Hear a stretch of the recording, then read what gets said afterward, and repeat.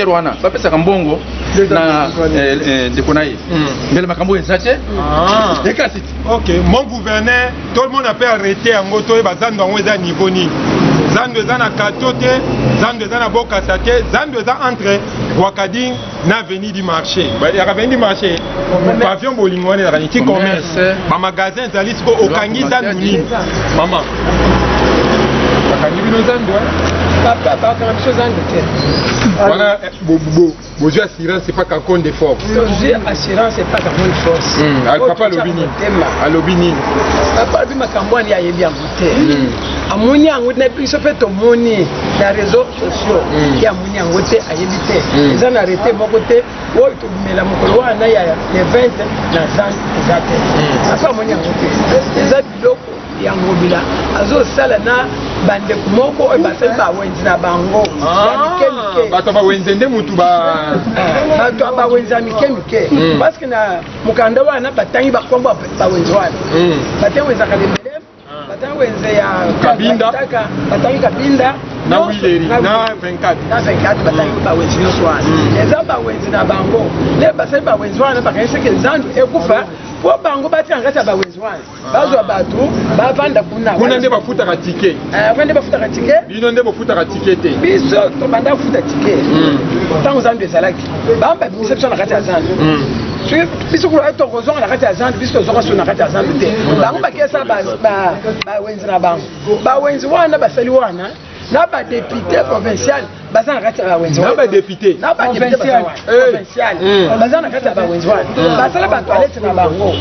toilette banta basala na kati ya place wana po babanda kozwa bambongo na bango ya toilette lokola siko bamuni bawenzi ekoti te mwaye basiko mbongo na bango eza te nde bamonteka balwana ya kolobake bosala bobo mazandu bato babima babangisa bato babima ntango bato babima siko bangisa bawenzi na bango ya récupérer zandu parce que ateki zandu wana kankonda alobi bovanda kimia toza na kimia moto azongisaki bino na nzela chef de l'état alobi problème eza te bobanga te tobanga te toakongi ya babebe merci beaucoup maman yo ozalaka na biloko ya masesi mokolo soki abeti mwana soki abeti mokolo atikaka bitumba noki te ozokontinue na kobeta ok lipungupungu bakanga ngona soni lipungupungu okanga ifo tya soni na misaka sikoyo wana engelo banini elingo oloba boyo ngobila ntango ozolingo osala likambo ifo tunaka chef de l'état ye ti asali makambo na ye atuni mutu te azosala ndenge ye moko alingi gouverneur nakotya na youtube soki oza na poto gouverneur tala makambo ezoleka na kinshasa atunaka ne mutu te ye asalaka makambo ne ndenge motema na ye elingi na kipomba nga nazoloba boye moteyi ngobila azomenase biso te ngobila azomenase nde chef de l'état ya solo na ndeni ntango yo ozokende na 25 comme commune oyo ezali na 30 000 personnes oyo bavandi bazokipe makambo na bango balielaka wana babikelaka wana makambo nyonso tu otouche bango eza lokola okuti nzoyo avandi na mieli na ye obouge bango nyonso bapalanga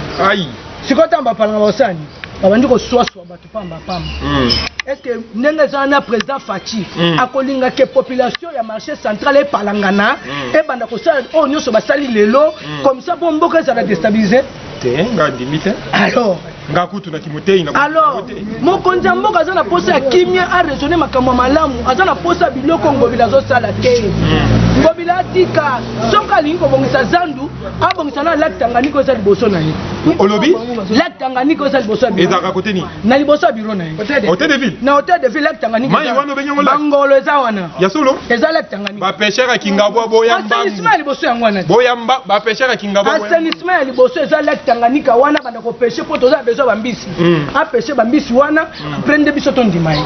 papa bokasa pardon kasavubu eza na musoto soki mbula ebeti koleka te nga navandaka na matete wenza matete eza sali te gambela kutu bakomi lokola étage olandi ngai na kata peme na Congo Futur na nsima wana bato babatama babombaka salite ezali wana siko yebisanga nani kasi malembe yebisi bino nini malembe mbanga so ça doit vivre la tozala na mbanga parce que toza na papa et puis fait paiement ça bino na yebisi yo zandu ezali orphelin de père et de mère yango wana sikoyo moto azobokola biso papa kulutu moto akobokola biso likolo epa azokipe biso na nyonso yango toza à l'aise papa kulutu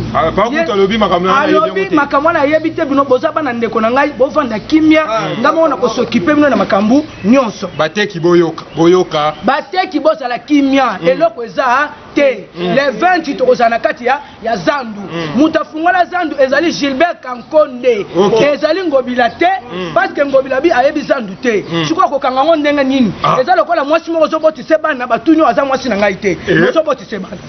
sikoyo aboti bana ndeni eza ndenge ngobila azali ozolanda bateki boyoka bien botika ba réseaux sociaux bakommunike oyo nyonso eza na ntina te toza na kati ya za eloko moko eza te ezali nde fati beton balobi gratana batiaka yango mwamba te gratana batiaka yango mwamba te oyoki bakoma mpe na mai te balendenge eza loko obwaka singo kanga te osinga kotyola mai etikali ngai nakolobela badepute provinciaux yebisa bango badepute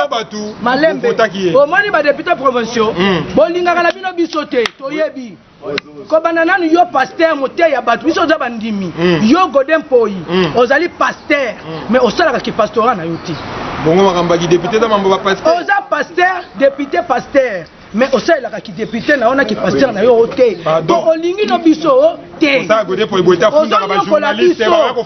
ozonyokola biso papa Godin Mpoi ozomonisa biso pasi badepute provinciaux bolingi na bino biso te botika biso tovanda lokola bosundola biso botika biso tovanda na tata kulutu lokola azokipe biso toliaka na biso nde tolia tobika nde tolia badepute provincial moto akota soka maiki mokebali siko ntingi nde bobosani te tika ta national tozala mpe na provincial oyebaka te mwana mwasi moko azala wana fo oyebisa biso tomonaka ye nalakisa bino ye oye tinga ta national na provincial kaka mokebali so tokele baministre national Kankonde obaluki na nsima force yango ozoka makasi ko malamu badepute provinciaux botika papa bosunga population gouverneur alobaki kayebi zandu te gouverneur alobi kayebi zandu te merci beaucoup awa asali mokanda ka reconnaître ke zandu po ekangama te kayebi ke zandu moko ezalaki ya kokangama papa botuna ye mbongo nyonso oyo na période oyo zandu ezalaki wana combien l'état congolais a perdu combien l'autorité à ville à Kinshasa est perdue. Bobenga na no gouverneur botuna ye parce que eza mbongo na biso ba contribuable congolais soki ba futa ki taxe na zandu peut-être yeko sunga ba fulu elongwa bobenga gouverneur botuna ye pour population sepela na bino TV za radio te après ba gaz après ba marche après nyonso tosali to utie pas VPM boyoki bango mo bateki ba binga na zaka ka témoin ya makambele ki lelo tozo continuer na bitumba moko akoganye kasi na kimia tokolonga loba malamu kanisa malamu sala malamu pour le peuple congolais pour toza na posa kimia un président qui accomplit ses paroles oto senga yango wana président aloba pe akokisaka maloba na ye ateke alobi maloba na tera inachevé te il dit et il accomplit oto senga yango wana neti ngai navandaka na étranger nayekala mingi te siko naye mpo na changement mboka me namona mboka ngo misika kapasi l'équipe bisika to vandaka lelo président azwi mboka fallait tozala na changement na étranger to souffrir biso toza bato moko tokobimaka libanda te faut to vandaka na kati ya mboka la biso changement oto toyeli il faut tomona yango to confirmer président eloko asala mabe te asala malamu neti nga nde naza boye eloko nini ntango na kozonga bisika na vandaka mpo nayebisa bandeko na ngai baya ebele il faut tomona mpe baaction moko boye pouvoir bakabola yango de personnes te na tempo wana to souffrir fort awa eza tempo moko foto tamoko il faut tozala libre entake bakongolais faut totamola libre po toza bakongolais oyo eza mboka la biso président pe aza mwana mboka ye moko président azwi la biso solution ba jeune congolais toza par-ci par-là na ba pays étranger tozo souffrir fort nde toza boye na ba étranger lelo biso tokomozonga moko na moko wana na yeboye souffrance yango ezo continuer kaka po souffrance wana elongwa biso ba musubaya tokosala nini nazosenga il faut bakonzi bazala ini bayokana balanda idée ya président ya république po tokoka kobima na crise oyo tozala yango eza te ke wakeboye te ezalaka ndenge wana te bafurmi batambolaka nzela moko bazwa idée ya président ya république eza kitoko idée azozwa po abongisa mboka po bandeko bazali banda basala nini bakoko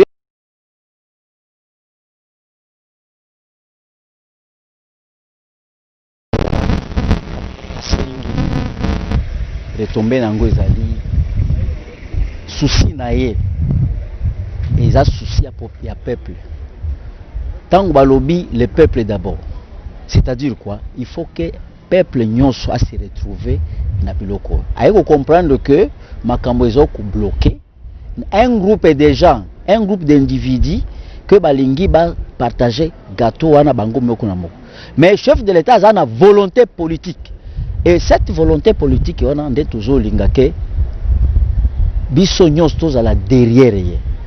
Après consultation wana o baloba quand même, mais après la pluie c'est le bon temps. Après consultation wana, je crois que résultat moko ekosaka ekobima ya solo pour que peuple congolais ye moko akoyoba que non effectivement chef de l'État azaki bloqué biso nyonso pe tango tuye parce que tango moni bato nyonso babimi baye kotala mokonzi, c'est-à-dire il y a conscience moko ebandi lui non il faut total nani chef de l'État tout aider. Donc consultation wana ezali que population ya et pesa epe mayele pe avancer bien. Coalition wana ponangai. Moi je vous dis encore ponangai coalition wana est un intérêt moko ya peuple te. Et ça coalition entre les individus, c'est un arrangement entre les deux individus, deux partis, FCC, Kabila ou chef de l'État. Ça n'a rien à voir avec l'intérêt national. En tout cas, coalition wana eza na tina moko te ekosalisa biso eloko moko te eza biloko moko batia pembeni. D'ailleurs, ce n'est pas une constitution, il n'a pas violé même une constitution, c'est un engagement, c'est question seulement ya volonté. Soki bango pe bandeko na biso bazaki na volonté wana balingaki basa makambo wana te président pe alingaki asa la constitution wana soki balingani bakende bien, mais lokola bazokende bien te, qu'est-ce qu'il faut faire? Il faut annuler les gens, c'est-à-dire moto moko alingi asakapare eloko moko na population mobimba. Non, ça ne passe pas. Ça ne peut pas passer. Mbote. Bon, eloko moko na moko comme les soeurs ko sala nini wana. Bon, na mona za idée bien quand même que non a conseil ba tu basanga na ba a trouver nini mboka nini ekotambolela po to na crise makasi fort. C'est un peu ça. Netinga pena boy opinion na ngai vraiment na le peuple congolais. Biso to pour faire en place elongwa. Mais tout le monde est le contraire. Tout le monde est le contraire. Tout le monde est les prix sous ma case sous. Pour nous, en tant que Congolais, on peut s'amener conseil que non à 4 relations à coalition à FGK Chouana pour beaucoup marcher bien. Pour ça, Bazara, il n'y bongo tout marcher bien. Pour Bango va outil à pouvoir déjà. Bon, il y a beaucoup de temps bien pour le bakenon mandat à chef de l'État et marcher.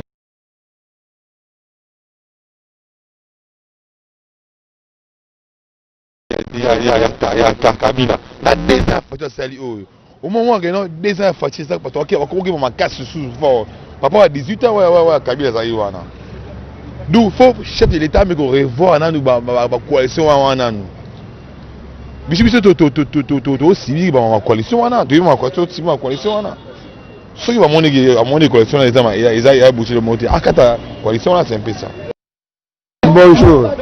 Mokondiamboka a initié qui va consultation. Entente na yo ya ba consultation wana ikoki kozala nini mpona yo? Attente na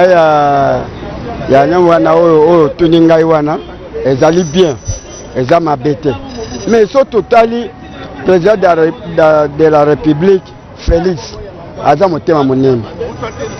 Siko bango bato ya majorité bazo koloba o Félix aza dictateur. Au dictateur eza na bango oyo babumi poto epesa ngai na mawa so na koloba bato ya majorité mais baza bakongolais tele makambo bazokende kowelaka mbongo ezalaka na ntina te mbongo ezalaka ma esilaka soki baza bato moko ya mayele na mokili oyo toye oyo toza baleki nzela batala nano basada miseni oyo bazalaki mpenza bactere bango baza bactere te eti bakotikela moninga nini pasi te asala mosala ne calme kaka bakale na momo oyo baya koloba ke o président de la république azokoma neti dictateur yango bazokoma oyo ya bango bazokosala wana peuple congolais neti da ba société na biso oyo nyonso kaka bato ya majorité mais tant ndenge tuzo nyokama neti biso bato na ta kina moya lilo pe tuzo ate kaka bato ya majorité wana bato ya PPRD bango nyonso bazo diriger biso na mboko esi bakonza na mawate mais bazaka ba congolais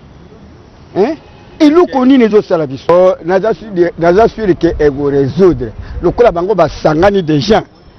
ngana ndimi mpola nini Moïse nani Mbemba na baningani wana mosusu o bavandi déjà esika moko oyo ezali te masuwa ya Noé oyo asali oyo ezali te masuwa ya Noé lela azokoyebisa bato botika boya botoyokana boye masuwa yango evandi pembeni boya kokota o basalaki fiere wana azosala bisala pamba bazoseka eske bazalaki lisusu oyo bato batiaki tembe bakota maiti kaka ndenge moko na bango ndenge kozala wana bazokosala wana eza bisalasala biso mpe tovandi nano calme ngai naza moto ya idps na wangani te tolobaka ke opération toyebi ndako mais so totali makambo ya président de la république azokende nango tozomona ke mobali ye wana basali ye combien mabe combien de fois babomi nano papa na ye babomi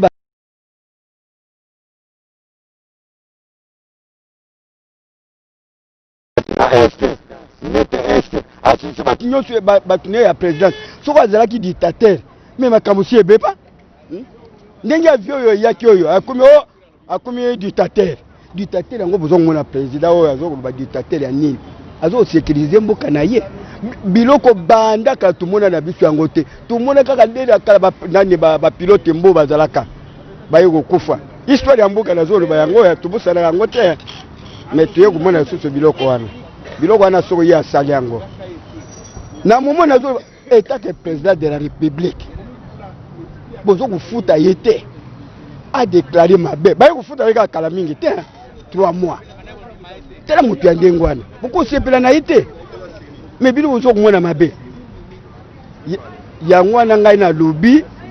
batika président de la république aza mwana mboka so akenda kozwa pouvoir wana eza pouvoir ya biso ya bana mboka hein eza pouvoir na bango te eza neti ya moyibi hein yango wana tolobi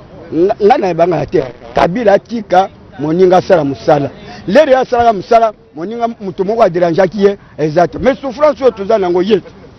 Kabila souffrance oyo tozokende nango hein so Félicien na biso kuto peuple tozolinga kaka vraiment Félix akuma dictateur parce que na mboka so za dictateur oko vivre so za dictateur to ko vivre asala azunga sima te